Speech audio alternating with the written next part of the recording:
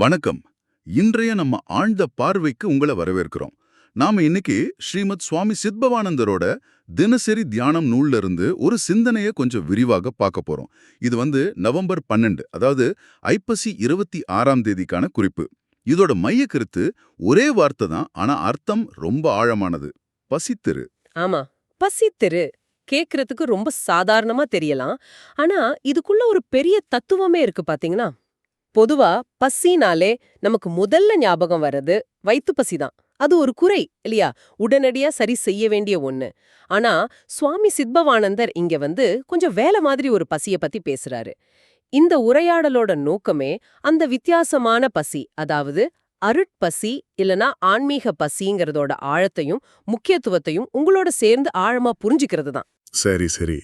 அப்போ இந்த பசித்திரு அப்படிங்கிற வார்த்தையிலிருந்தே ஆரம்பிக்கலாமா? சுவாமிஜி முதல்ல ஒரு பொதுவான விஷயத்த சொல்றாரு. பசி எடுத்திருப்பவனுக்கு உறக்கமில்லை, உணவை அவன் நாடுகிறான். இது நமக்கு தெரிஞ்சது தானே. பசி வந்துட்டா உடம்பு மட்டும் இல்ல, மனசும் அப்படியே ஒரு மாதிரி ஆயிடும். வேற எதுலயும் கவனம் போகாது. அந்த சாப்பாடு கிடைக்கிற வரைக்கும் ஒரு தவிப்பு இருக்கும் இல்லையா? இது பசியோட ஒரு அடிப்படை சக்தி. மிகச்சரி, ரொம்ப கரெக்டா சொன்னீங்க. அந்த அடிப்படை சக்தியை தான் சுவாமிஜி இன்னும் ஒரு படி மேல கொண்டு போறாரு. அதாவது உடம்பு பசி எப்படி நம்மள சாப்பாட தேட வைக்குதோ, அதே மாதிரி ஆன்மாவுக்கும் ஒரு பசி இருக்குன்னு சொல்றாரு. அத சாதாரண பசியிலிருந்து பிரிச்சு காட்டுறாரு பாருங்க. உலக பசிக்கு அநேகர் ஆளாகிறார்கள்னு சொல்லிட்டு, கடவுளை அடைய வேண்டும் என்ற பசி யாருக்கு வருகிறதோ அவன் பாக்கியவான்னு சொல்றாரு. இந்த வரியில தான் இந்த மொத்த சிந்தனையோட மையமே இருக்கு. ஓஹோ, பாக்கியவான். இது கொஞ்சம் கவனிக்க வேண்டிய வார்த்தை தான். உலக பசி எல்லாருக்கும் இருக்கு, அது தவிர்க்க முடியாதது. ஆனா இறைவனை தெரிஞ்சுக்கணும், உணரணும்னு வர்ற இந்த அருட்பசி ஒரு பாக்கியம், ஒரு வரம்னு சொல்றாரு. ஏன் அப்படி? உலக ஆசைகள்லாம் கூட சில சமயம் சுமையா தோணுமே. ஆனா இந்த ஆன்மீக பசிய பாக்கியம்னு சொல்றதுல என்ன ஆழம் இருக்கு? நல்ல கேள்வி கேட்டீங்க.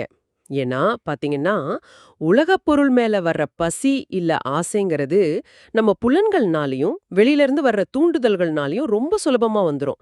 அது பெரும்பாலும் நம்மள இந்த உலகத்தோட இன்னும் பிணைக்குது. ஆனா அருட்பசி அப்படி இல்ல. அது இந்த நிலையற்ற உலக சந்தோஷங்களை தாண்டி நிலையான உண்மையை தேட வைக்கிற ஒரு உள் இயக்கம். அது வெளியில இருந்து வர்ற தூண்டுதலால மட்டும் வர்றதில்ல. அது ஆன்மாவோட ஆழத்துல இருந்து வர்ற ஒரு தாகம். இப்படி ஒரு தாகம் எல்லாருக்கும் எல்லா நேரத்திலயும் வராது. பெரியவங்க சொல்ற மாதிரி பல பிறவிகளோட புண்ணியம் இல்லனா தீவிரமான உள்முக தேடலோட முடிவுல தான் அது வரும். அதனாலதான் சுவாமிஜி அது ஒரு பாக்கியம்னு சொல்றாரு. அது ரொம்ப அரிதானது, மதிப்பு மிக்கது.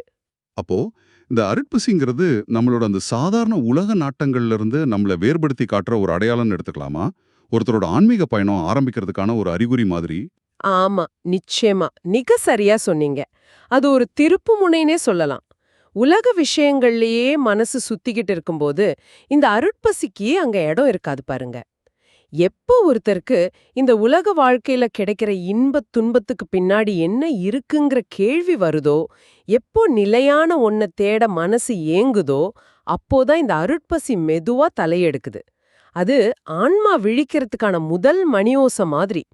சரி, இப்ப இந்த அருட்பசி ஒருத்தருக்கு வந்துருச்சுன்னு வச்சுப்போம். அடுத்து என்ன நடக்கும்? அவர் ஒரு குருவை தேடி போணுமா? இல்ல யாராவது வந்து அவருக்கு வழிகாட்டணுமா? சுவாமிஜி இத பத்தி என்ன சொல்றாரு? இங்கதான் சுவாமிஜி இன்னும் கொஞ்சம் ஆழமான, நமக்கு நம்பிக்கை தர்ற ஒரு விஷயத்த சொல்றாரு. யாரும் புகட்டாது அருள் நாட்டம் தானாகவே அவனுக்கு வந்து விடுகிறது. இது ரொம்ப ரொம்ப முக்கியமான வரி. அதாவது அந்த உண்மையான தீவிரமான அருட்பசி ஒருத்தர்கிட்ட நல்லா வேர் விட்டுட்டா, இறைவனை நோக்கிய நாட்டம், அதான் அருள் நாட்டம், அது வேற யாரும் சொல்லி கொடுக்காமலேயே அவனுக்கு உள்ள இருந்தே தானா வரும்னு சொல்றாரு. தானாகவே வந்து விடுகிறது. இது கேட்க கொஞ்சம் ஆச்சரியமா இருக்கே. அப்போ அந்த பசியே ஒரு வழிகாட்டி மாதிரி ஆயிடுமா? வெளியில இருந்து உதவி தேவையில்லைன்னு அர்த்தமா? இல்ல அந்த பசி சரியான வழியை தேர்ந்தெடுக்கிற மாதிரி ஒரு உள் ஞானத்தை தூண்டி விடுமா? எப்படி சொல்றது? இது ஒரு நுட்பமான இடம். தானாகவே வந்து விடுகிறதுனா வெளி உலக உதவியே தேவையில்லைன்னு இல்ல. மாறா அந்த உள் ஏக்கம் உண்மையாவும் தீவிரமாவும் இருக்கும்போது சரியான வழிகாட்டுற சக்திகள், அது குருவா இருக்கலாம், இல்ல நல்ல புத்தகங்களா இருக்கலாம், இல்ல சாதகமான சூழ்நிலைகளா இருக்கலாம், அதுங்க அவனை நோக்கி இழுக்கப்படும். இல்லனா அவனுக்கு இது இயல்பாவே தெரிய வரும். அந்த பசியே ஒரு காந்த மாதிரி வேலை செஞ்சு தனக்கு தேவையான ஆன்மீக உணவ, வழிகாட்டலே தேடி கண்டுபிடிக்க உதவும். அந்த உள்தாகமே இல்லனா குருவே முன்னாடி வந்து நின்னாலும் நமக்கு தெரியாது இல்லையா? அந்த பசி தான் கண்ண தொறக்குது. ஓ, இது ரொம்ப ஆழமா யோசிக்க வைக்குது. பசியே ஒரு காந்தம் மாதிரி வழிகாட்டுதுங்கிறது ஒரு புது பார்வை தான். இதை கேட்குற உங்களுக்கு இது எப்படி தோணுது? உங்க வாழ்க்கையில எப்போதாவது இது ஆன்மீகமா தான் இருக்கணும்னு இல்ல, வேற ஏதாவது ஒரு லட்சியம், ஒரு கலை, ஒரு அறிவுத்துறை, எதுலயாவது இப்படி ஒரு தீவிரமான உள்ளிருந்து வர்ற தாகம், ஒரு பசி உங்களை வழிநடத்தின அனுபவம் இருக்கா? அந்த ஆரம்ப கட்ட தவிப்பு, அப்புறம் பாதை தானா தெரிஞ்ச மாதிரி ஒரு உணர்வு வந்திருக்கா? அந்த அனுபவத்தை ஒரு நிமிஷம் யோசிச்சு பாருங்களேன். அது இந்த அருட்பசியோட தன்மையை ஓரளவுக்கு புரிய வைக்கும். ஆமா. அந்த தீவிரத்த, அந்த பசியோட ஆழத்த வெறும் வார்த்தையில சொல்றது கஷ்டம். அதனால தான் சுவாமிஜி அத அனுபவப்பட்டவரோட வார்த்தையே இங்க சாட்சியா கொண்டு வராரு. அவரு பட்டினத்தார் பாடல்ல இருந்து ஒரு வரிய சொல்றாரு. இது அந்த அருட்பசியோட தீவிரத்த ரொம்ப அழகா நமக்கு காட்டுது. ஆமா ஆமா, பட்டணத்தார் துறவுல உச்சத்துக்கு போனவர். அவ்வளவு செல்வத்தையும் விட்டுட்டு இறைவனை மட்டும் தேடி போனவர் இல்லையா? அவரோட அனுபவம் கண்டிப்பா இந்த அருட்பசிக்கு ஒரு நல்ல உதாரணமா இருக்கும். என்ன வரி அது? விசுத்தி மகேஸ்வரனை விழிதிறந்து பாராமல் பசித்துருகி நெஞ்சம் பதறினேன் பூரணமே. இந்த வரிய கொஞ்சம் ஆழமா பார்க்கலாம். விசுத்தி மகேஸ்வரன், அதாவது தூய்மையானவர், பெரிய இறைவன், சிவபெருமான். அவரை விழிதிறந்து பாராமல் இங்க சாதாரண கண்ணால பார்க்கறதில்ல, ஞான கண்ணால, உள்ளுணர்வால காண முடியாம பட்டினத்தார் எப்படி இருந்தாராம்? பசித்துருகி நெஞ்சம் பதறினேன். பசித்து உருகி நெஞ்சம் பதறினேன். அப்பா, இந்த வார்த்தைகள் சும்மா சொல்லல. பசிச்சா வயிறு தான் எரியும். ஆனா இவர் பசியால உருகினேன்னு சொல்றாரு.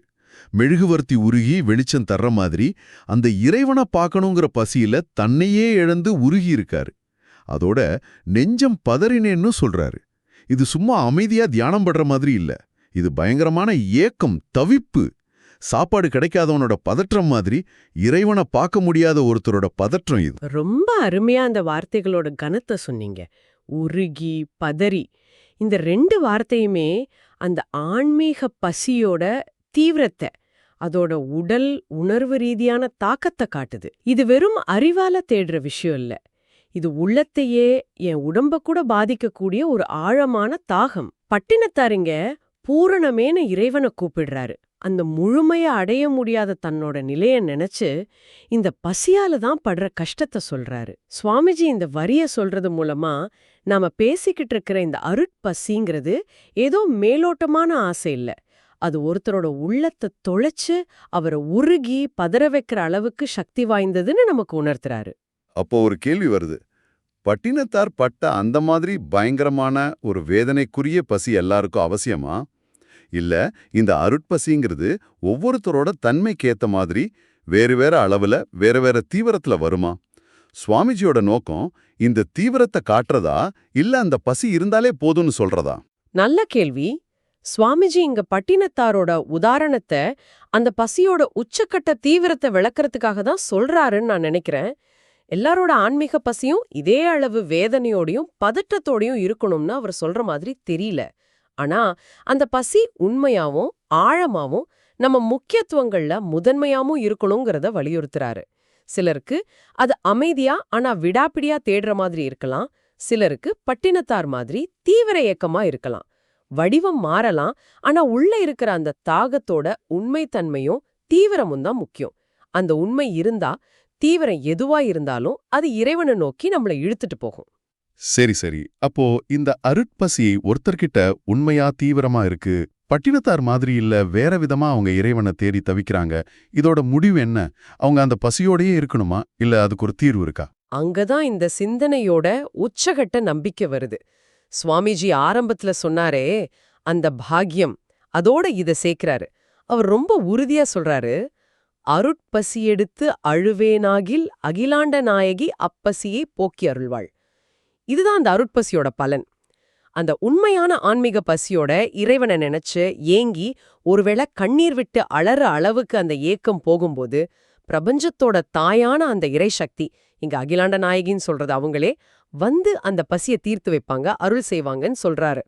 அகிலாண்ட நாயகி அப்பசியை போக்கி அருள்வாள். அப்பா, இது எவ்வளோ ஆறுதலா இருக்கு. அப்போ பசியோடு இருக்கிறது, உண்மையா ஏங்குறது மட்டும்தான் நம்ம வேலை. அந்த பசிய போக்கி ஆன்மீக நிறைவை தர்றது இறைவனோட பொறுப்பு அப்படிங்கிற மாதிரி இருக்கு இது சரியா? ஆமா, ஓரளவுக்கு அப்படிதான். நம்மளோட உண்மையான முயற்சியும் அந்த ஆழ்ந்த ஏக்கமும் இருக்கும்போது இறைவனோட கருணை தானா வருங்கிறது தான் இதோட அர்த்தம். குழந்தை பசியில அழுதா தாய் ஓடி வந்து பால் கொடுப்பாங்க இல்லையா? அது மாதிரி ஆன்மாவோட பசியால நாம உண்மையா தவிக்கும்போது பிரபஞ்ச அன்னையான இறைசக்தி நம்மள அரவணைச்சு அந்த பசிய போக்கி ஞானம்ங்கிற நிறைவை கொடுப்பாங்க. ஆனா ஒரே ஒரு விஷயம், அந்த பசி உண்மையானதா இருக்கணும். சும்மா வெளிவேஷத்துக்காகவோ உலக லாபத்துக்காகவோ இருக்கக்கூடாது. பட்டினத்தார் பாடல்ல வந்த அந்த உண்மை, அந்த உருக்கம் இருக்கணும். அப்போ இந்த பசிங்கிறது இறைவனை நம்ம பக்கம் இழுக்கிற ஒரு சக்தி வாய்ந்த கருவின்னு கூட சொல்லலாமா? நம்ம தகுதியை காட்டுற ஒரு அளவுகோல் மாதிரி? நிச்சயமா. பசி இல்லாதவனுக்கு சாப்பாட்டோட அருமை தெரியாது பாருங்க. அதே மாதிரி இந்த அருட்பசி இல்லாதவனுக்கு இறை அனுபவத்தோட மதிப்பு புரியாது. இந்த பசிதான் நம்ம தேடலுக்கு ஒரு நோக்கத்தையும் தீவிரத்தையும் கொடுக்குது. இந்த பசிதான் நம்ம அகங்காரத்தை கொஞ்சம் கொஞ்சமா கரைச்சு இறை அருளை பெறுறதுக்கு நம்மள தயார்படுத்துது. அதனால இந்த பசி ஒரு குறை இல்ல, அது இறைவனை நோக்கிய பயணத்துல ரொம்ப முக்கியமான தவிர்க்க முடியாத ஒரு படி. அது நம்மளோட ஆன்மீக ஆரோக்கியத்தோட அடையாளனே சொல்லலாம். அருமை அருமை. அப்போ இந்த மொத்த உரையாடலையும் நாம தொகுத்து பார்த்தா சுவாமி சித்பவானந்தரோட பசித்தருங்கிற இந்த சிந்தனையோட சாரம் இதுதான். உலகப் பசி மாதிரி ஆன்மீக பசி ஒரு குறையில்ல, அது ஒரு பெரிய பாக்கியம். இந்த பசி ஒருத்தருக்கு உண்மையா வந்துட்டா இறைவனை தேடுற அருள் நாட்டம் தானாவே அவங்க கிட்ட வரும்.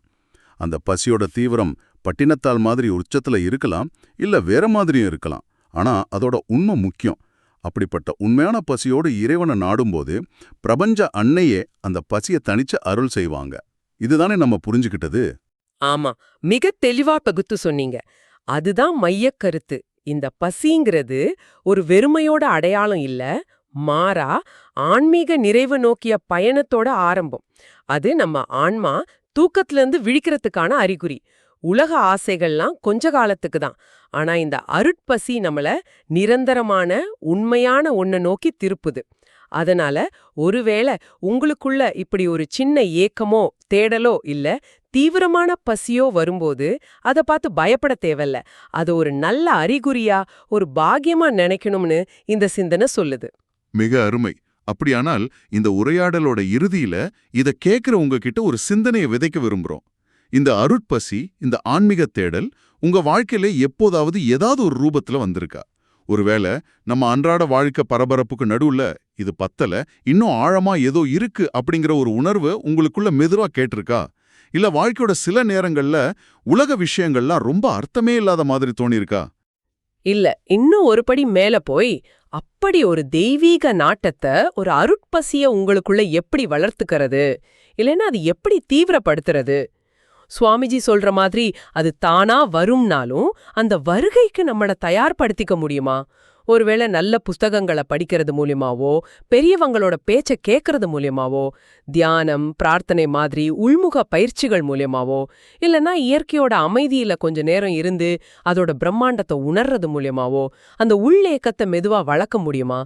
இந்த பசி ஒரு பாக்கியம்னா அந்த பாக்கியத்தை பெற நாம என்ன பண்ணலாம்? இது பத்தி நீங்க தொடர்ந்து யோசிக்க இந்த உரையாடல் ஒரு சின்ன தூண்டுகோலா இருக்கட்டும்.